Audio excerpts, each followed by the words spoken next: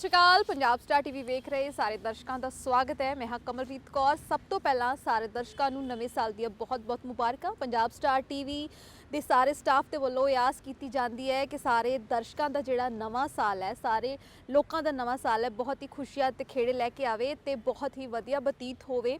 ते पंजाब डिस्कशन की जिहड़ी शुरुआत है वो हो चुकी है। अज पंजाब डिस्कशन दे विच गलबात करांगे नवा साल किसानां दे नाल, जिवें कि अज नवे साल की पहली सवेर चढ़ी है, 1 जनवरी की सवेर चढ़ी है और किसानां दे नाल बहुत वड्डे पद्धर ते लोग जिहड़े ने नवा साल मनाउण लई पहुंचे ने।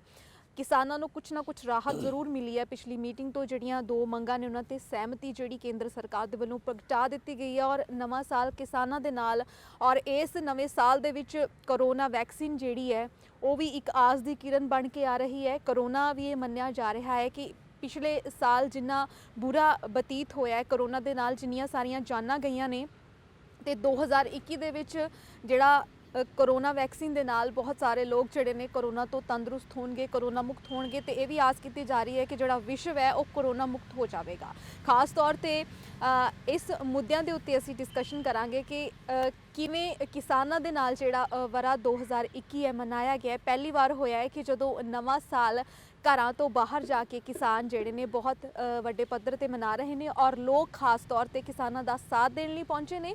नाल ही गलबात करांगे कैप्टन अमरिंदर सिंह दे वल्लों तीजे पड़ाਅ दे तहत स्मार्टफोन जिहड़े ने वंडे गए ने। यह चोन मैनीफेस्टो दे विच वादा किया गया सी कि पंजाब दे नौजवानों नूं जिहड़ा स्मार्टफोन ने दिते जाणगे। हालांकि लारे बहुत लगाए गए स्मार्टफोनां दे नाम ते, पर आखिरकार जिहड़े पड़ाਅवार स्मार्टफोन देने ने वो शुरू कर दिते गए ने पंजाब सरकार दे वल्लों। अपने अपने हलकिਆਂ ਦੇ ਵਿੱਚ ਜਿਹੜੇ ਵਿਧਾਇਕ ਨੇ ਉਹ ਵੀ ਸਮਾਰਟਫੋਨਾਂ ਦੀ ਵੰਡ ਸਮਾਰੋਹ ਜਿਹੜੇ ਨੇ ਉਹਨਾਂ ਨੇ ਆਰੰਭੇ ਹੋਏ ਨੇ। ਔਰ ਜਿਹੜਾ ਮੇਨ ਸਭ ਤੋਂ ਵੱਡਾ ਫਲਾਈਓਵਰ ਜਿਹੜਾ ਟ੍ਰੈਫਿਕ ਦੀ ਮੁਸ਼ਕਿਲ ਬਣਿਆ ਹੋਇਆ ਸੀ, ਖਰੜ ਫਲਾਈਓਵਰ ਦਾ ਉਦਘਾਟਨ ਵੀ ਕੈਪਟਨ ਅਮਰਿੰਦਰ ਸਿੰਘ ਦੇ ਵੱਲੋਂ ਕੀਤਾ ਗਿਆ ਹੈ। ਇਹਨਾਂ ਛੋਟੇ ਛੋਟੇ ਮੁੱਦਿਆਂ ਤੇ ਖਾਸ ਤੌਰ ਤੇ ਵਿਚਾਰ ਚਰਚਾ ਕਰਾਂਗੇ। ਸਾਡੇ ਨਾਲ ਮੌਜੂਦ ਨੇ ਸੀਨੀਅਰ ਪੱਤਰਕਾਰ ਇੰਦਰਪ੍ਰੀਤ ਸਿੰਘ। ਸਰ ਬਹੁਤ ਬਹੁਤ ਸਵਾਗਤ ਹੈ ਤੇ ਬਹੁਤ ਬਹੁਤ ਮੁਬਾਰਕ ਤੁਹਾਨੂੰ ਨਵਾਂ ਸਾਲ। ਸ਼ੁਰੂਆਤ ਕਰੀਏ ਨਵਾਂ ਸਾਲ ਕਿਸਾਨਾਂ ਦੇ ਨਾਲ।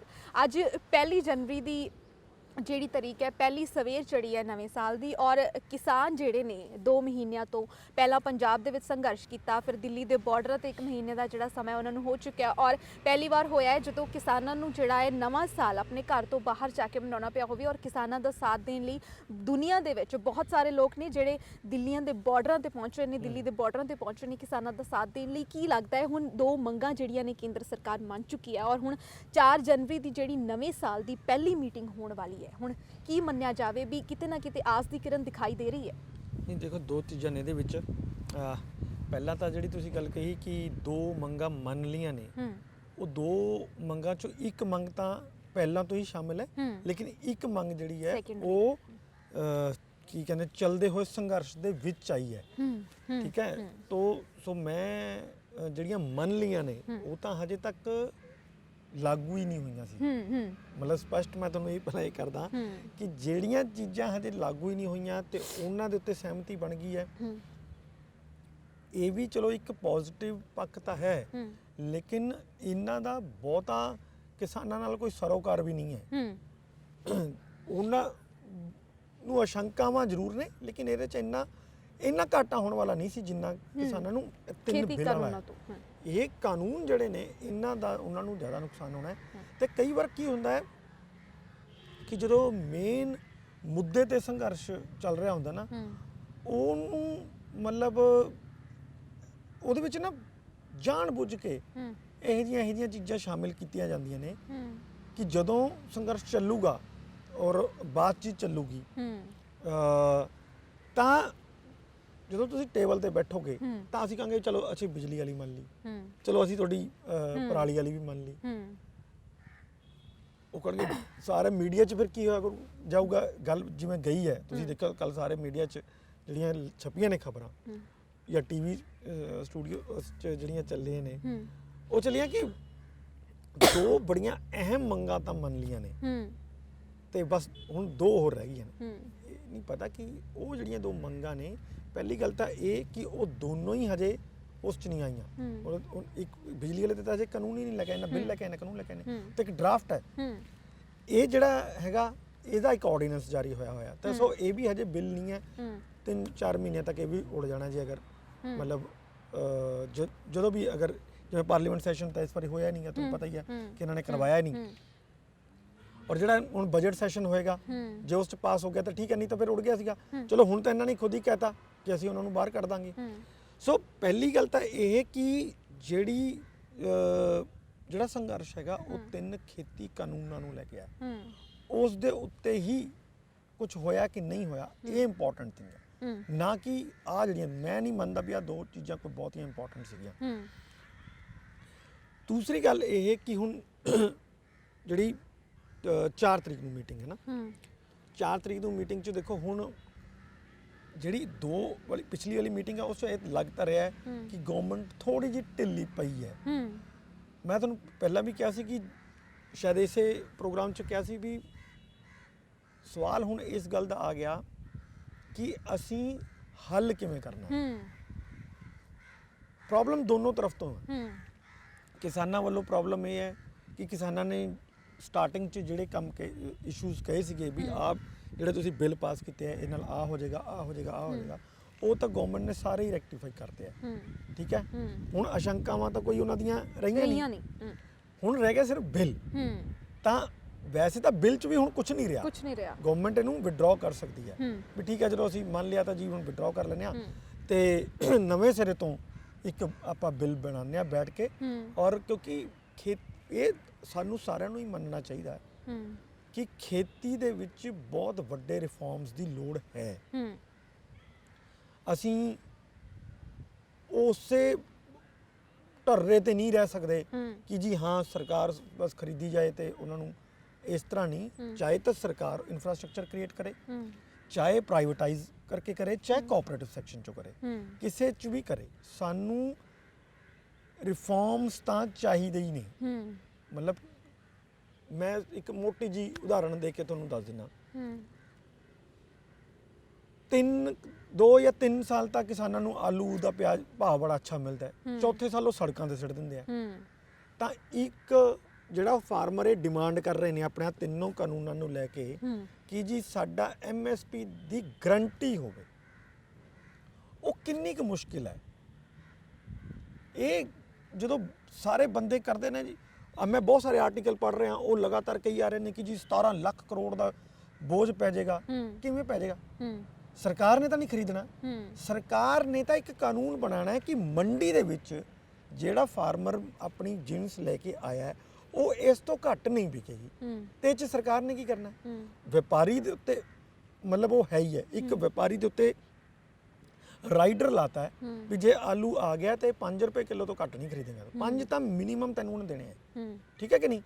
ਤਾਂ ਫਾਰਮਰ ਨੂੰ ਜੇ ਪੁੱਗਦਾ ਹੋਊਗਾ ਦੇ ਦੇਗਾ, ਨਹੀਂ ਪੁੱਗਦਾ ਲੈ ਜਾਏਗਾ। ਤੇ ਹੁਣ ਕੀ ਹੋ ਰਿਹਾ ਹੈ ਇਸ ਟਾਈਮ, ਹੁੰਦਾ ਕੀ ਹੈ, ਇਹ ਕਾਰਟਲ ਬਣਾ ਲੈਂਦੇ ਆ। ਮਤਲਬ ਜਿਹੜੇ ਜਿੰਨੇ ਵਪਾਰੀ ਹੈਗੇ ਆ ਉਹ ਕਾਰਟਲ ਬਣਾ ਲੈਂਦੇ ਆ ਔਰ ਫਾਰਮਰ ਨੂੰ ਕਹਿਣਗੇ ਵੀ ਯਾਰ ਤੇਰਾ ਤਾਂ ਗਾਹਕ ਹੀ ਨਹੀਂ, ਤਾਂ ਉਹ ਕਹਿਣਗੇ ਠੀਕ ਹੈ 5 ਰੁਪਏ ਤੋਂ ਘੱਟ ਤਾਂ ਮੈਂ ਫਿਰ ਵੀ ਨਹੀਂ ਵੇਚਣਾ। ਹੁਣ ਤਾਂ ਕਾਨੂੰਨ ਹੈ, ਜੇ ਕਾਨੂੰਨ ਤੋਂ ਉਸ ਥੱਲੇ ਜਾਏਗਾ ਤਾਂ ਉਹਨੂੰ ਤੁਸੀਂ ਫੜ ਸਕਦੇ ਹੋ। ਜਿਹੜਾ ਮੰਡੀ ਦਾ ਸਿਸਟਮ ਹੁੰਦਾ ਨਾ, ਜਿਵੇਂ ਇਸ ਨਵੇਂ ਕਾਨੂੰਨਾਂ 'ਚ ਕਿਹਾ ਹੈ ਕਿ ਮੰਡੀ ਤੋਂ ਬਾਹਰ ਜਿੱਥੇ ਮਰਜ਼ੀ ਖਰੀਦ ਕਰੋ, ਇਹ ਸੰਭਵ ਨਹੀਂ ਹੁੰਦੀ। ਤੁਸੀਂ ਹੁਣੀ 3 ਦਿਨ ਹੋਏ ਹੈ, ਬਹੁਤ ਵੱਡੀ ਖਬਰ ਸ਼ਾਇਦ ਮੇਰੇ ਖਿਆਲ ਟਾਈਮਸ ਆਫ ਇੰਡੀਆ 'ਚ ਲੱਗੀ ਹੈ ਜਾਂ ਕਿਸੇ ਵੀ ਅੰਗਰੇਜ਼ੀ ਅਖਬਾਰ 'ਚ ਮੈਂ ਪੜ੍ਹੀ ਹੈ, ਉਸ 'ਚ ਆਇਆ ਹੈ ਕਿ 2 ਕਰੋੜ ਦਾ ਅਨਾਜ ਤੇ ਹੋਰ ਜਿਨਸਾਂ ਲੈ ਕੇ ਵਪਾਰੀ ਭੱਜ ਗਏ ਮੱਧ ਪ੍ਰਦੇਸ਼ 'ਚ। ਕਮਾਲ ਦੀ ਗੱਲ ਇਹ ਹੈ ਕਿ ਉਹਨਾਂ 'ਚੋਂ ਇੱਕ ਜਿਹੜਾ ਪਿੰਡ ਹੈ ਉਹ ਐਗਰੀਕਲਚਰ ਮਿਨਿਸਟਰ ਜਿਹੜੇ ਉਹਦਾ, ਔਰ ਇੱਕ ਉੱਥੇ ਦੇ ਚੀਫ ਮਿਨਿਸਟਰ ਦਾ। ਤੁਸੀਂ ਦੇਖੋ ਵੀ ਜਦੋਂ ਤੁਸੀਂ ਜਿਨ੍ਹਾਂ ਕਾਨੂੰਨਾਂ ਨੂੰ ਲੈ ਕੇ ਤੁਸੀਂ 4 ਮਹੀਨੇ ਤੋਂ ਹਾਲ ਦਵਾਈ ਪਾਈ ਪਈ ਹੈ, ਦਾਅਵੇ ਕਰ ਰਹੇ ਹੋ ਕਿ ਕਾਨੂੰਨ ਕਿਸਾਨਾਂ ਦੇ ਹਿੱਤ ਦੇ ਵਿੱਚ ਨੇ, ਇਹ ਤਾਂ ਬਹੁਤ ਹੀ ਕਮਾਲ ਦੇ ਬਿੱਲ ਨੇ। ਉਸ 'ਚ ਹਜੇ ਤਾਂ ਉਹ ਲਾਗੂ ਉਸ ਦਾ ਪਹਿਲਾ ਕਮਾਲ ਵੇਖਣ ਨੂੰ ਮਿਲ ਗਿਆ। ਹਾਂ, ਤੇ ਮਤਲਬ ਤੁਸੀਂ ਉੱਥੇ ਮਤਲਬ ਕੀ ਕਰੋਗੇ? ਇੱਕ ਉਸ ਦਿਨ ਪ੍ਰਾਈਮ ਮਿਨਿਸਟਰ ਨੇ ਉੱਥੇ ਇੱਕ ਜਿਹੜੀ ਉਹ ਕਿਸਾਨਾਂ ਨਾਲ ਗੱਲਬਾਤ ਕਰਦੇ ਹੋਏ ਆ, ਉਸ 'ਚ ਇੱਕ ਉਦਾਹਰਣ ਦਿੱਤੀ ਕਿ ਜੀ ਉੱਥੇ ਦਾ ਮਹਾਰਾਸ਼ਟਰ ਦਾ ਕਿਸਾਨ ਦੇਖੋ ਜੀ, ਉਹ SDM ਤੋਂ ਅਸੀਂ ਉਹਦਾ ਕਰਵਾਤਾ, ਦੇਖੋ ਕਿੰਨਾ ਫਾਇਦਾ ਹੋਇਆ। ਜਦੋਂ ਅਗਲੇ ਦਿਨ ਹੀ ਮਤਲਬ ਰਿਪੋਰਟਰਾਂ ਨਾਲ ਗੱਲ ਕੀਤੀ, ਉਹ ਕਹਿੰਦਾ ਵੀ ਮੇਰਾ ਤਾਂ ਭੱਜ ਗਿਆ ਸੀ, ਉਹਨੇ ਕਿਹੜਾ MSP ਤੇ ਖਰੀਦਿਆ, ਉਹ ਤਾਂ ਬਿਲੋ MSP ਵਿਕਿਆ, ਤੇ ਮੇਰਾ ਜੋ MSP ਤੇ ਖਰੀਦਾ ਤਾਂ 2 ਲੱਖ ਰੁਪਏ ਮੈਨੂੰ ਫਾਲਤੂ ਬਣਦਾ ਨਾ, ਮੈਨੂੰ ਤਾਂ ਘਾਟਾ ਹੋਇਆ। ਬਸ ਮੇਰਾ ਤਾਂ ਇਹ ਹੈ ਕਿ ਜਿਹੜਾ ਮੈਨੂੰ ਕੁਝ ਪੈਸੇ ਮਿਲਨੇ ਸੀ ਉਹ ਮੇਰੇ ਬਚ ਗਏ ਨਵੇਂ ਕਾਨੂੰਨਾਂ ਕਰਕੇ, ਜਿਹੜੇ ਕੁਝ ਮੈਨੂੰ ਮਿਲਨੇ ਸੀਗੇ। ਤਾਂ ਇਹ ਤਾਂ ਕੋਈ ਬਹੁਤੇ ਵਧੀਆ ਕਾਨੂੰਨ ਨਾ ਹੋਏ ਫਿਰ। ਤਾਂ ਫਿਰ ਇਸ ਦੇ ਉੱਤੇ ਤਾਂ ਸਾਨੂੰ ਨਵੇਂ ਸਿਰੇ ਤੋਂ ਰੀਥਿੰਕ ਕਰਨਾ ਪਊਗਾ ਨਾ ਕਿ ਬਈ ਮੰਡੀ ਤੋਂ ਬਾਹਰ ਦੀ ਖਰੀਦ ਨਹੀਂ ਹੋ ਸਕਦੀ। ਤੁਸੀਂ ਮੰਡੀਆਂ 10 ਹੋਰ ਬਣਾ ਦਿਓ। ਤੁਹਾਨੂੰ ਇਹ ਲੱਗ ਰਿਹਾ ਹੈ ਕਿ ਯਾਰ ਫਾਰਮਰ ਨੂੰ ਉੱਥੇ ਆਣਾ ਬੜਾ ਔਖਾ ਹੁੰਦਾ ਹੈ, ਮੰਡੀਆਂ ਦੂਰ ਹੈ। ਤੇ ਪੰਜਾਬ 'ਚ ਜਿਵੇਂ ਹਰ 5 ਕਿਲੋਮੀਟਰ ਤੇ ਤੁਸੀਂ ਦੇਖੋ ਇੱਕ ਮੰਡੀ ਹੈ, ਹਰ 7 ਕਿਲੋਮੀਟਰ ਤੇ ਇੱਕ ਮੰਡੀ ਹੈ, ਪੱਕੀਆਂ ਸੜਕਾਂ ਜਾ ਰਹੀਆਂ ਉਹਨਾਂ ਨੂੰ, ਹਨਾ। ਹੁਣ ਉਹ ਸਾਰਾ ਸਿਸਟਮ ਤੁਸੀਂ ਦੂਸਰੀਆਂ ਸਟੇਟਾਂ 'ਚ ਵੀ ਬਣਾਓ ਤਾਂ ਕਿ ਫਾਰਮਰ ਨੂੰ ਹੁਣ ਬਹੁਤ ਸਾਰੀ ਥਾਵਾਂ ਤੇ ਕੀ ਹੈ, ਬਹੁਤ ਸਾਰੇ ਇਲਾਕਿਆਂ 'ਚ ਖਾਸ ਤੌਰ ਤੇ ਉੜੀਸਾ 'ਚ, ਬਿਹਾਰ 'ਚ, ਬੰਗਾਲ 'ਚ, ਮੱਧ ਪ੍ਰਦੇਸ਼ 'ਚ, ਗੁਜਰਾਤ 'ਚ, ਇੱਥੇ ਕੀ ਹੈ ਮੰਡੀਆਂ ਇੰਨੀਆਂ ਦੂਰ ਦੂਰ ਨੇ ਕਿ ਛੋਟਾ ਫਾਰਮਰ ਤਾਂ ਉਸ ਮੰਡੀ ਤੱਕ ਜਾਣ ਦੀ ਸੋਚ ਵੀ ਨਹੀਂ ਸਕਦਾ। ਦੂਜਾ, ਜੇ ਦੂਰ ਵੀ ਨੇ ਉਸ ਤੋਂ ਬਾਅਦ ਰੋਡ ਲਿੰਕ ਦਾ ਨੈਟਵਰਕ ਨਹੀਂ ਹੈ ਤੇ ਮੰਨ ਲਓ ਉਹ ਸੋਚ ਵੀ ਲੈ ਚਲੋ ਯਾਰ ਮੈਂ ਜਾਣਾ ਹੈ ਤਾਂ ਰੋਡ ਲਿੰਕ ਹੀ ਨਹੀਂ ਹੈ, ਕਿਵੇਂ ਜਾਏਗਾ ਉੱਥੇ? ਤਾਂ ਉਹਦਾ ਕੀ ਕਰਦੇ ਆ ਵੀ ਉਹ ਫਿਰ ਜਿਹੜੇ ਵੱਡੇ ਵਪਾਰੀ ਸਿੱਧਾ ਉੱਥੇ ਤੱਕ ਆ ਜਾਂਦੇ ਆ, ਉਹਨਾਂ ਨੂੰ ਕਹਿ ਦਿੰਦੇ ਵੀ ਚੱਲ ਯਾਰ ਤੁਸੀਂ ਇਹਨੂੰ ਲੈ ਲਓ। ਤਾਂ ਫਿਰ ਉਹਦਾ ਉਹ ਜ਼ਿੰਮੇਵਾਰੀ ਕਿਹਦੀ ਹੈ? ਇਹ ਸਰਕਾਰ ਦੀ ਹੈ ਕਿ ਪ੍ਰਾਈਵੇਟਾਈਜ਼ ਏਜੰਸੀਆਂ ਦੀ ਹੈਗੀ? ਤੁਸੀਂ ਜਿਹੜਾ ਕੰਮ ਤੁਹਾਡਾ ਹੈ, ਰੋਡ ਨੈਟਵਰਕ ਬਣਾਉਣਾ, ਮੰਡੀ ਨੈਟਵਰਕ ਬਣਾਉਣਾ, ਇਹ ਤਾਂ ਤੁਸੀਂ ਕਰਨਾ ਨਾ। ਤੇ ਇਹ ਬਿੱਲਾਂ ਦੇ ਵਿੱਚ ਤੁਸੀਂ ਕਹਤਾ ਵੀ ਇਹ ਵੀ ਪ੍ਰਾਈਵੇਟ ਕਰਨ, ਪ੍ਰਾਈਵੇਟ ਕਰ ਲੈਣ, ਚੱਲ ਤੁਸੀਂ ਕੋਈ ਰਾਈਡਰ ਤਾਂ ਉੱਤੇ ਰੱਖੋਗੇ, ਕਿਵੇਂ ਨਜ਼ਰ ਕਿਵੇਂ ਰਹੇਗੀ? ਜਦੋਂ ਤਾਂ ਮੰਡੀ, ਮੈਂ ਜਿਹੜੀ ਦੱਸਿਆ ਨਾ ਕਿ ਜਦੋਂ ਤੁਸੀਂ ਕੋਈ ਵੀ ਚੀਜ਼ ਮੰਡੀ 'ਚ ਵੇਚਣ ਲਈ ਆਉਂਦੇ ਤਾਂ ਇੱਕ ਕੰਪਾਊਂਡ ਹੈ, ਉਹਦੇ ਵਿੱਚ ਮਤਲਬ ਨਜ਼ਰ ਰੱਖੀ ਜਾ ਸਕਦੀ ਹੈ। ਜਦੋਂ ਬਾਹਰ ਨਿਕਲਣ ਲੱਗਿਆ ਤਾਂ ਉਹਨੂੰ ਪੁੱਛਿਆ ਜਾ ਸਕਦਾ ਵੀ ਹਾਂ ਤੇਰਾ ਵਿਕ ਗਿਆ ਮਾਲ, ਕਿੰਨੇ ਤੇ ਵਿਕਿਆ, ਕਿਹਨੇ ਖਰੀਦਿਆ, ਸਭ ਉਹਦੇ 'ਚ ਲਾਇਸੈਂਸ ਤੁਹਾਨੂੰ ਮਿਲਣਾ ਹੈ। ਜਿਸ ਬੰਦੇ ਨੂੰ ਲਾਇਸੈਂਸ ਮਿਲਿਆ ਉਹ ਪਤਾ ਹੈ ਕਿ ਕੌਣ ਹੈ ਕੌਣ ਨਹੀਂ ਹੈ, ਉਹਦੀ ਬੈਂਕ ਗਰੰਟੀਆਂ ਨੇ, ਸਭ ਕੁਝ ਹੈ। ਤੇ ਲੇਕਿਨ ਜੇ ਤੁਸੀਂ ਕਹਤਾ ਵੀ ਜਾਓ ਜੀ ਉਹਦੇ 'ਚ ਜਾ ਕੇ ਉੱਥੋਂ ਜਾ ਕੇ ਖਰੀਦ ਲਿਆਓ, ਉਹਨੂੰ ਬਸ ਇੱਕ ਪੈਨ ਕਾਰਡ ਜਾਂ ਦਿਖਾਣਾ ਹੈ, ਪੈਨ ਕਾਰਡ ਨਕਲੀ ਜਾਂ ਜਿੰਨੇ ਮਰਜ਼ੀ ਬਣਵਾ ਲਓ, ਤਾਂ ਫਿਰ ਉਹ ਲੱਭਦਾ ਫਿਰੇ, ਜਬਕਦਾ ਫਿਰੇ ਵੀ ਉਹ ਕਿੱਥੇ ਆ, ਵੀ ਉਹ ਪੇਮੈਂਟ ਦੇ ਕੇ ਜਾਊਗਾ ਨਹੀਂ ਜਾਊਗਾ। ਸੋ ਇਦਾਂ ਦੀਆਂ ਚੀਜ਼ਾਂ ਮਤਲਬ ਨਵੇਂ ਕਾਨੂੰਨਾਂ 'ਚ ਬਹੁਤ ਸੰਸ਼ੋਧਿਤ ਕਰਨ ਵਾਲੀਆਂ, ਇਹਨਾਂ ਚੀਜ਼ਾਂ ਤੇ ਹੀ ਗੱਲਾਂ ਫਾਈਨਲ ਕਰਨ ਵਾਲੀਆਂ ਨੇ ਕਿ ਤੁਸੀਂ ਇਹਨੂੰ ਠੀਕ ਕਰੋ। ਤੇ ਇਹ 4 ਤਰੀਕ ਨੂੰ ਅਗਰ ਇਹ ਮਤਲਬ ਸਿਸਟਮ ਸੈੱਟ ਆ ਜਾਂਦਾ, ਮਤਲਬ ਗਵਰਨਮੈਂਟ ਕਹਿ ਦਿੰਦੀ ਹੈ ਕਿ ਹਾਂ ਚਲੋ ਠੀਕ ਹੈ ਵੀ ਅਸੀਂ ਨਵੇਂ ਸਿਰੇ ਤੋਂ ਇਹ ਕਾਨੂੰਨ ਰੈਕਟੀਫਾਈ ਕਰ ਲੈਂਦੇ ਹਾਂ ਜਾਂ ਇਹਨੂੰ ਵਿਡਰਾਅ ਕਰ ਲੈਂਦੇ ਹਾਂ ਔਰ ਨਵੇਂ ਸਿਰੇ ਤੋਂ ਜੋ ਬਣਾਉਂਦੇ ਹਾਂ ਉਹਦੇ ਵਿੱਚ ਫਾਰਮਰਸ ਯੂਨੀਅਨਾਂ ਨੂੰ ਵੀ ਬਿਠਾਉਂਦੇ ਹਾਂ, ਐਕਸਪਰਟਸ ਨੂੰ ਵੀ ਬਿਠਾਉਂਦੇ ਹਾਂ। ਐਕਚੁਅਲੀ ਕੀ ਹੋ ਰਿਹਾ ਨਾ ਕਮਲ ਜੀ ਕਿ ਜਿਹੜੇ ਬੰਦਿਆਂ ਤੇ ਤਾਂ ਲਾਗੂ ਕਰਨੇ ਨੇ ਉਹ ਬੰਦਿਆਂ 'ਚ ਇੱਕ ਵੀ ਬੰਦਾ ਅੰਦਰ ਨਹੀਂ ਬੈਠਦਾ। ਜਿਹੜੀਆਂ ਪ੍ਰੋਬਲਮਸ ਨੇ ਉਹ ਉਹਨਾਂ ਨੂੰ ਸਮਝ ਹੀ ਨਹੀਂ ਆਉਂਦੀਆਂ। ਜਿਹੜੇ ਉੱਥੇ ਬੈਠੇ ਨੇ ਉਹਨਾਂ ਦਾ ਖੇਤੀਬਾੜੀ ਨਾਲ ਕੋਈ ਲਿੰਕ ਨਹੀਂ ਹੈਗਾ, ਉਹ ਉੱਪਰੋਂ ਤਾਂ ਅਰਥ ਸ਼ਾਸਤਰਾਂ ਦੇ ਮਾਹਰ ਨੇ, ਪਰ ਜਿਹੜੀਆਂ ਛੋਟੀਆਂ ਦਿੱਕਤਾਂ ਉਹਨਾਂ ਦੀਆਂ ਸਮਝ ਹੀ ਨਹੀਂ ਆਉਂਦੀਆਂ ਉਹਨਾਂ ਨੂੰ। ਤਾਂ ਇਹੀ ਕਾਰਨ ਰਿਹਾ ਨਾ, ਜੇ ਸਮਝ ਆਉਂਦੀ ਹੁੰਦੀ ਤਾਂ ਇਹੀ ਕਾਰਨ ਰਿਹਾ ਨਾ ਕਿ ਇੰਨੀਆਂ ਸਾਰੀਆਂ ਟਾਕਸ ਹੋ ਚੁੱਕੀਆਂ ਨੇ, ਕਿਤੇ ਨਾ ਕਿਤੇ ਕੋਈ ਨਾ ਕੋਈ ਸੋਲੂਸ਼ਨ ਤਾਂ ਮਿਲਦਾ। ਗੈਪ ਹੈ, ਮਤਲਬ ਜਿਹੜੇ ਬੰਦੇ ਗੱਲ ਕਰ ਰਹੇ ਨੇ ਉਹਨਾਂ ਨੂੰ ਪਤਾ ਨਹੀਂ ਐਗਰੀਕਲਚਰ ਕੀ ਚੀਜ਼ ਹੈ, ਜਿਹੜੇ ਬੰਦੇ ਨਾਲ ਗੱਲ ਹੋ ਰਹੀ ਹੈ ਉਹਨਾਂ ਨੂੰ ਉਹਨਾਂ ਦੇ ਅਰਥ ਸ਼ਾਸਤਰ ਦਾ ਨਹੀਂ ਪਤਾ ਹੈਗਾ, ਤਾਂ ਉਹ ਗੈਪ ਹੀ ਇੰਨਾ ਹੈ, ਉਹ ਗੱਲ ਸਿਰੇ ਨਹੀਂ ਚੜ ਰਹੀ ਕਿਸੇ ਤੇ। ਚਾਹੀਦਾ ਤਾਂ ਇਹ ਹੈਗਾ ਕਿ ਤੁਸੀਂ ਸਾਰਿਆਂ ਨੂੰ ਬਿਠਾਓ, ਫਾਰਮਰਸ ਦੇ ਪਹਿਲਾਂ ਸੁਣੋ ਕਿ ਯਾਰ ਫਾਰਮਰਸ ਨੂੰ ਦਿੱਕਤ ਕੀ ਹੈ। ਸਪੋਜ਼ ਫਾਰਮਰਾਂ ਦੀ ਕੋਈ ਬਹੁਤੀ ਦਿੱਕਤ ਨਹੀਂ ਹੈ, ਮੈਂ ਤੁਹਾਨੂੰ ਦੱਸਿਆ ਨਾ, ਉਹਨਾਂ ਦੀ ਸਿਰਫ ਇਹ ਹੈ ਕਿ ਯਾਰ ਵੀ ਉਹਨਾਂ ਦੀ ਜਿਹੜੀ ਫਸਲ ਹੈ ਉਹਦਾ ਉਚਿਤ ਮੁੱਲ ਮਿਲੇ, ਐਮਐਸਪੀ ਗਾਰੰਟੀਡ ਹੋਵੇ। ਹਾਂ, ਇਸ ਤੋਂ ਵੱਧ ਨਹੀਂ, ਐਮਐਸਪੀ ਵੀ ਨਾ ਹੋਵੇ, ਜੋ ਚੀਜ਼ ਤੁਸੀਂ ਨਿਰਧਾਰਿਤ ਕਰ ਰਹੇ ਹੋ ਉਹਦਾ ਉਹ ਮੁੱਲ ਉਹਨਾਂ ਨੂੰ ਦੇ ਦਿਓ, ਬਸ ਸਿੰਪਲ ਉਹਨਾਂ ਦੀ ਇਹ ਹੈ। ਤੇ ਮੰਡੀ ਦੀ ਵਿਵਸਥਾ ਕਰ ਦਿਓ ਜਿੱਥੇ ਉਹਨਾਂ ਨੇ ਵੇਚਣੀ ਹੈ, ਬਸ ਆਹ 2 ਚੀਜ਼ਾਂ ਨੇ। ਹੁਣ ਇਹ ਗਵਰਨਮੈਂਟ ਨੇ ਸੋਚਣਾ ਹੈ ਵੀ ਯਾਰ ਇਹ 2 ਚੀਜ਼ਾਂ ਜਿਹੜੀਆਂ ਅਸੀਂ ਹੱਲ ਉਹਨਾਂ ਦੀਆਂ ਕਰਨੀਆਂ ਨੇ, ਇਹ ਕਰਨੀਆਂ ਕਿਵੇਂ ਨੇ। ਇਹ ਉਸ 'ਚ ਬਹੁਤ ਵੱਡਾ ਮਾਲੀਆ ਮੈਨੂੰ ਲੱਗਦਾ ਹੈ ਕਿ ਉਸ 'ਚ ਰੈਵਨਿਊ ਬਹੁਤ ਇਨਵੋਲਵ ਹੋ ਸਕਦਾ ਹੈ। ਦੇਖੋ ਇਹ ਟੈਕਸਿਸ ਜਿਹੜੇ ਲੱਗੇ ਹੋਏ ਸੀ ਹੁਣ ਇਹਨਾਂ ਨੂੰ ਇਹ ਬੋਝ ਲੱਗਣ ਲੱਗ ਗਿਆ। ਪੰਜਾਬ ਦਾ ਆਰਡੀਐਫ ਉਹਨਾਂ ਨੇ ਕਹਿਤਾ ਅਸੀਂ ਨਹੀਂ ਦੇਣਾ, ਇਹ ਬੋਝ ਲੱਗ ਰਿਹਾ ਉਹਨਾਂ ਨੂੰ। ਇਹ ਬੋਝ ਨਹੀਂ ਹੈ, ਇਹ ਉਹ ਜਿਹੜਾ ਆਰਡੀਐਫ ਹੈ ਇਸੇ ਨਾਲ ਹੀ ਰੋਡ ਲਿੰਕਸ ਬਣਦੇ ਆ। ਇਹ ਜਿਹੜੀ ਮੰਡੀ ਫੀਸ ਲੱਗੀ ਹੋਈ ਹੈ ਇਹਦੇ ਨਾਲ ਹੀ ਮੰਡੀਆਂ ਬਣਦੀਆਂ ਨੇ, ਇਹ ਬੋਝ ਨਹੀਂ ਹੈ। ਜਿਹੜੇ ਨੂੰ ਇਹ ਬੋਝ ਸਮਝੀ ਬੈਠੇ ਹੈ ਇਹ ਬੋਝ ਨਹੀਂ ਹੈਗੇ। ਸੋ ਮੈਨੂੰ ਜਿਹੜੀ ਇਹ ਕੁਫਤ ਹੋ ਰਹੀ ਹੈ ਬਾਰ-ਬਾਰ ਇਹ ਗੱਲਾਂ ਕਰਕੇ ਜਾਂ ਬਹਿਸਾਂ ਕਰਕੇ ਟੀਵੀ ਦੇ ਉੱਤੇ ਵੀ ਜਾਂ ਦੂਜੇ ਤੀਜੇ ਬੰਦਿਆਂ ਨਾਲ ਵੀ ਜਦੋਂ ਆਪਾਂ ਬਹਿਸ ਕਰਦੇ ਹਾਂ ਤਾਂ ਪੋਲੀਟੀਕਲ ਪਾਰਟੀਆਂ ਨਾਲ ਜਿੰਨੀ ਮਰਜ਼ੀ ਬਹਿਸ ਕਰ ਲਓ ਤਾਂ ਉਹ ਵੀ ਇਹੀ ਗਣਾ ਦੇਣਗੇ ਕਿ ਪੈਸਾ ਕਿੱਥੋਂ ਆਏਗਾ ਜੀ। ਭਈ ਯਾਰ ਜਦੋਂ ਤੁਸੀਂ ਹੁਣ 7ਵਾਂ ਪੇ ਕਮਿਸ਼ਨ ਲਾਗੂ ਕੀਤਾ ਹੈ ਉਹਦੇ ਵਿੱਚ ਵੀ ਤਾਂ ਸਾਰੇ ਉਹਦੀ 4.5 ਲੱਖ ਕਰੋੜ ਤਨਖਾਹ ਵਧਾਈ ਹੈ, ਵਧਿਆ ਹੋਇਆ ਪੋਰਸ਼ਨ 4.5 ਲੱਖ ਕਰੋੜ ਹੈ ਸਾਲ ਦਾ, ਤਾਂ ਉੱਥੇ ਤਾਂ ਇੰਨੀ ਆਣੀ ਨਹੀਂ। ਪਰ ਸਰ ਇਲਜ਼ਾਮ ਤਾਂ ਇਹ ਵੀ ਲੱਗ ਰਹੇ ਨੇ ਕਿ ਜਿਹੜੇ ਕਾਰਪੋਰੇਟ ਘਰਾਣੇ ਨੇ ਉਹਨਾਂ ਦਾ ਅਰਬਾਂ ਖਰਬਾਂ ਦਾ ਜਿਹੜਾ ਕਰਜ਼ਾ ਉਹ ਵੀ ਸਰਕਾਰ ਦੇ ਵੱਲੋਂ ਮਾਫ ਕੀਤਾ ਗਿਆ, ਉਹ ਵੀ ਤਾਂ ਕਿਤੇ ਨਾ ਕਿਤੇ ਘਾਟੇ ਦਾ ਸੌਦਾ ਹੋਏਗਾ ਹੀ ਨਾ। ਬਿਲਕੁਲ, ਉਹ ਇੱਕ ਅਲੱਗ ਤੋਂ ਹੈ। ਮਤਲਬ ਅੱਛਾ ਉਦੋਂ ਕੋਈ ਪੁੱਛਦਾ ਹੀ ਨਹੀਂ। ਮੈਂ ਤੁਹਾਨੂੰ ਦੱਸਿਆ ਨਾ ਇੱਕ ਨਾ ਬਹੁਤ ਜਿਹੜੇ ਟੈਕਨੋਕ੍ਰੈਟ ਨੇ ਜਾਂ ਇਹ ਅਰਥਸ਼ਾਸਤਰੀ ਨੇ ਨਾ, ਇਹ ਬਹੁਤ ਹੀ ਕਮਾਲ ਦੇ ਬੰਦੇ ਹੁੰਦੇ ਆ। ਇਹ ਕੀ ਕਰਦੇ ਆ ਨਾ ਕਿ ਜਦੋਂ ਤੱਕ ਕਾਰਪੋਰੇਟਾਂ ਨੂੰ ਕੁਝ ਦੇਣਾ ਹੈ ਤਾਂ ਉਹਨਾਂ ਦਾ ਕਰਜ਼ਾ ਮਾਫ ਜਾਂ ਇਹ ਨਹੀਂ ਕਰਨਗੇ, ਉਹਨਾਂ ਨੂੰ ਕਹਿਣਗੇ ਇਨਸੈਂਟਿਵਸ ਦੇ ਦਿੰਦੇ ਆ। ਤੇ ਜਦੋਂ ਫਾਰਮਰ ਨੂੰ ਉਹੀ ਚੀਜ਼ ਦੇਣੀ ਹੁੰਦੀ ਹੈ ਫਿਰ ਕਹਿਣਗੇ ਸਬਸਿਡੀ ਦੇ ਦਿੰਦੇ ਆ। ਸਬਸਿਡੀ ਔਰ ਇਨਸੈਂਟਿਵ 'ਚ ਕੋਈ ਫਰਕ ਨਹੀਂ ਹੈਗਾ, ਦੋਨੋਂ ਸੇਮ ਚੀਜ਼ਾਂ ਨੇ। ਪਰ ਸਬਸਿਡੀ ਨੈਗੇਟਿਵ ਟਰਮ 'ਚ ਹੈ, ਇਨਸੈਂਟਿਵ ਪੋਜ਼ਿਟਿਵ ਟਰਮ 'ਚ ਹੈ। ਇਨਸੈਂਟਿਵ ਨੂੰ ਤਾਂ ਇਹ ਦਿਖਾਣਗੇ ਕਿ ਮਾਰਕੀਟ ਨੂੰ ਹੱਲਾਸ਼ੇਰੀ ਦੇਣ ਲਈ ਇਨਸੈਂਟਿਵ ਕੰਪਨੀਆਂ ਵੀ ਆਪਣੇ EMPLOYEES ਨੂੰ ਇਨਸੈਂਟਿਵਸ ਦਿੰਦੀਆਂ ਨੇ ਸ਼ਲਾਘਾ ਦੇ ਲਈ, ਤੇ ਠੀਕ ਹੈ। ਲੇਕਿਨ ਜਿਹੜੀ ਸਬਸਿਡੀ ਹੈ ਉਹ ਕਹਿਣਗੇ ਵੀ ਇਹ ਕਮਜ਼ੋਰ ਜਾਂ ਤਬਕਾ ਸੀ, ਇਹਨੂੰ ਉਠਾਉਣ ਵਾਸਤੇ ਸਬਸਿਡੀ ਦੇਤੀ ਹੈ। ਤਾਂ ਦੋਨੋਂ ਪੈਸਾ ਤਾਂ ਦੋਨਾਂ 'ਚ ਇਨਵੋਲਵ ਹੈ ਨਾ। ਇੱਕ ਨਾ ਬੜੀ ਇੰਟਰਸਟਿੰਗ ਚੀਜ਼ ਮੈਂ ਤੁਹਾਨੂੰ ਅੱਜ ਦੱਸਦਾ, ਪਤਾ ਨਹੀਂ ਇਹ ਮੈਂ ਪਹਿਲਾਂ ਕਦੇ ਇਸ 'ਚ ਸ਼ੇਅਰ ਕੀਤੀ ਹੈ, ਲੇਕਿਨ ਇਹ ਬਹੁਤ ਹੀ ਇੰਟਰਸਟਿੰਗ ਚੀਜ਼ ਹੈ ਜੋ ਮੈਂ ਕਾਫੀ ਸਾਲ ਹੋ ਗਏ ਕਾਰਟੀਆ 'ਚ ਇੱਕ ਵਾਰੀ ਇਹ ਲਿੱਤੀ ਸੀ। ਅਸੀਂ ਕਹਿ ਦਿੰਦੇ ਹਾਂ ਕਿ ਫਸਲਾਂ ਦਾ ਉਚਿਤ ਮੁੱਲ ਕਿਵੇਂ ਨਿਰਧਾਰਿਤ ਕਰੋ। ਤਾਂ ਇੱਕ ਗਵਰਨਮੈਂਟ ਨੇ ਨਾ CACP ਬਣਾਤਾ, ਕਮਿਸ਼ਨ ਬਣਾਇਆ, ਖੇਤੀ ਤੇ ਉਹਦੇ ਤੇ ਲਾਗਤ ਦਾ ਮੁੱਲ ਆਯੋਗ ਹੈ। ਉਹ ਕਰਦਾ ਕੀ ਹੈ ਕਿ ਜਿੰਨੀਆਂ ਸਾਡੀਆਂ ਯੂਨੀਵਰਸਿਟੀਆਂ ਹੈਗੀਆਂ ਨੇ, ਮਤਲਬ ਐਗਰੀਕਲਚਰ ਯੂਨੀਵਰਸਿਟੀਆਂ, ਉਹਨਾਂ ਨੂੰ ਇੱਕ ਪ੍ਰੋਜੈਕਟ ਦਿੰਦੇ ਆ ਕਿ ਤੁਸੀਂ ਰੈਂਡਮਲੀ ਸਟੇਟ ਦੇ 10 15 20 ਥਾਵਾਂ ਤੇ ਆਪਣੇ ਬੰਦਿਆਂ ਨੂੰ ਭੇਜੋ, ਸਟੂਡੈਂਟਸ ਨੂੰ ਭੇਜੋ ਜਾਂ ਆਪਣੇ EMPLOYEES ਨੂੰ ਭੇਜੋ, ਜੋ ਵੀ ਭੇਜੋ।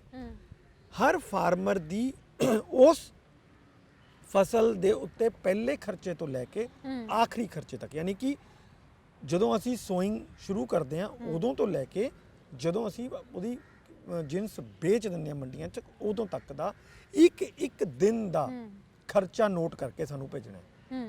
ਠੀਕ ਹੈ।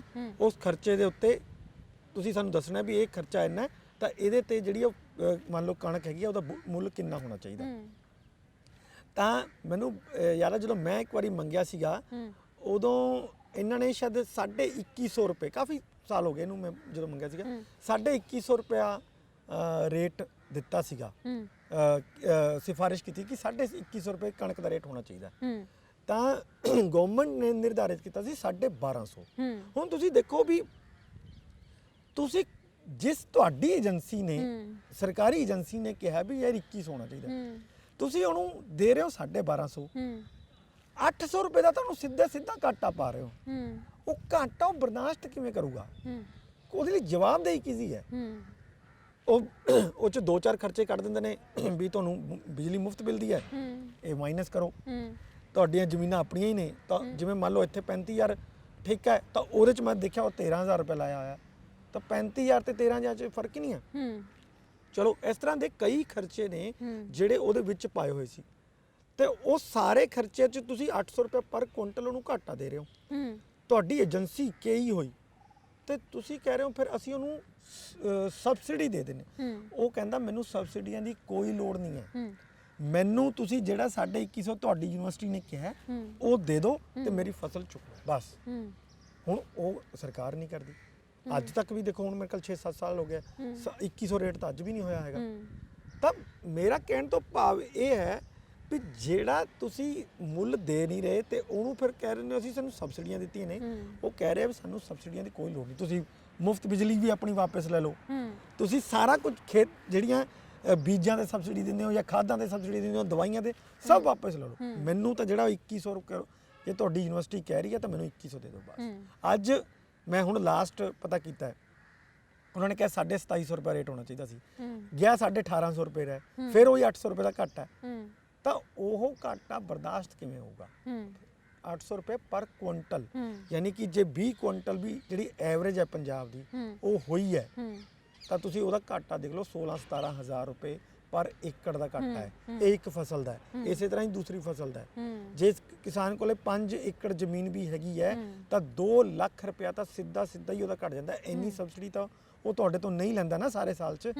ਬਾਕੀ ਸਰ ਕਿਸਾਨ ਨੂੰ ਨਾ ਅੰਨਦਾਤਾ ਕਹਿੰਦੇ ਨੇ, ਔਰ ਇਹ ਗੱਲਾਂ ਸੁਣ ਕੇ ਮੈਨੂੰ ਸੱਚੀ ਲੱਗਦਾ ਹੈ ਕਿ ਕਿਸਾਨ ਵਾਕਈ ਅੰਨਦਾਤਾ ਹੈ ਜਿਹੜਾ ਆਪਣੇ ਪੱਲੇ ਤੋਂ ਘਾਟਾ ਸਹਿ ਕੇ ਵੀ ਸਾਨੂੰ ਅਨਾਜ ਦੇ ਰਿਹਾ ਹੈ। ਬਿਲਕੁਲ, ਇਹ ਤੁਹਾਡੀ ਗੱਲ ਬਿਲਕੁਲ ਠੀਕ ਹੈ। ਉਹ ਕਿਉਂਕਿ ਖੇਤੀ ਇੱਕ ਇਹੋ ਜਿਹੀ ਚੀਜ਼ ਹੈ ਜਿਹੜੀ ਜਿਨਸਾਂ ਇੱਕ ਇਹੋ ਜਿਹੀਆਂ ਚੀਜ਼ਾਂ ਹੁੰਦੀਆਂ ਜਿਹੜੀਆਂ ਤੁਸੀਂ ਬਹੁਤ ਲੰਬੇ ਸਮੇਂ ਤੱਕ ਸੰਭਾਲ ਨਹੀਂ ਸਕਦੇ। ਸਪੋਜ਼ ਤੁਸੀਂ ਇੱਕ ਕਾਰ ਬਣਾ ਲਈ ਹੈ, ਕੋਈ ਕੰਪਨੀ ਕਾਰ ਬਣਾ ਲੈਂਦੀ ਹੈ, ਉਹਦੀ ਅੱਜ ਨਹੀਂ ਵਿਕੇਗੀ, 6 ਮਹੀਨਿਆਂ ਨੂੰ ਵਿਕੇਗੀ, ਸਾਲ ਨੂੰ ਵਿਕੇਗੀ, ਕਾਰ ਨੂੰ ਕੁਝ ਨਹੀਂ ਹੋਏਗਾ। ਲੇਕਿਨ ਤੁਸੀਂ ਕਣਕ, ਝੋਨਾ, ਸਬਜ਼ੀਆਂ, ਇਹ ਚੀਜ਼ਾਂ ਇਸ ਤਰ੍ਹਾਂ ਨਹੀਂ ਰੱਖ ਸਕਦੇ ਕਿ ਤੁਸੀਂ ਸਾਲ ਬਾਅਦ ਵੇਚ ਦਿਓ। ਇਸ ਤਰ੍ਹਾਂ ਇਹੀ ਕਾਰਨ ਹੈ ਕਿ ਉਹ ਥਰੂ ਆਊਟ ਪ੍ਰਾਈਸ ਵੇਚਦਾ ਹੈ। ਤੁਸੀਂ ਕਿਸਾਨ ਨੂੰ ਕਦੇ ਇਹ ਨਹੀਂ ਕਹੋਗੇ ਕਿ ਮੈਂ ਸੁਣਿਆ ਨਹੀਂ ਹੋਊਗਾ ਵੀ ਉਹ ਕਹਦੇ ਵੀ ਮੈਂ ਕਣਕ ਵੇਚ ਆਇਆ ਜਾਂ ਮੈਂ ਪੈਡੀ ਵੇਚ ਆਇਆ, ਉਹ ਕਹੂਗਾ ਮੈਂ ਸਿੱਟਿਆ ਆਇਆ। ਉਹ ਵਾਕਈ ਸਿੱਟ ਕੇ ਹੀ ਬੋਲਦੇ। ਹਾਂ, ਬਹੁਤ ਬਹੁਤ ਸ਼ੁਕਰੀਆ ਸਰ ਸਾਡੇ ਨਾਲ ਜੁੜਨ ਲਈ। ਇਸੀ ਪੰਜਾਬ ਡਿਸਕਸ਼ਨ ਜਿਸ ਦੇ ਵਿੱਚ ਨਵੇਂ ਸਾਲ ਤੇ ਕੁਝ ਨਵੇਂ ਪਹਿਲੂਆਂ ਤੇ ਸਰ ਨੇ ਚਾਨਣਾ ਪਾਇਆ ਔਰ ਖਾਸ ਤੌਰ ਤੇ ਦੱਸਿਆ ਹੈ ਕਿ ਮਸਲਾ ਖੇਤੀ ਕਾਨੂੰਨਾਂ ਦਾ ਤਾਂ ਹੈ, ਪਰ ਖੇਤੀ ਨੂੰ ਖੁਸ਼ਹਾਲ ਕਿਵੇਂ ਬਣਾਇਆ ਜਾਵੇ ਇਹ ਵੀ ਮਸਲਾ ਬਹੁਤ ਵੱਡਾ ਹੈ। ਬਿਲਕੁਲ ਇਹ ਗੌਰ ਕਰਨ ਵਾਲੇ ਪਹਿਲੂ ਨੇ। ਔਰ ਫਿਰ ਹਾਜ਼ਰ ਹੋਵਾਂਗੇ ਪ੍ਰੋਗਰਾਮ ਪੰਜਾਬ ਡਿਸਕਸ਼ਨ ਦੇ ਵਿੱਚ ਨਵੀਂ ਚਰਚਾ ਤੇ ਨਵੇਂ ਵਿਸ਼ੇ ਦੇ ਨਾਲ। ਤੁਸੀਂ ਵੇਖਦੇ ਰਹੋ ਪੰਜਾਬ ਸਟਾਰ ਟੀਵੀ। ਧੰਨਵਾਦ।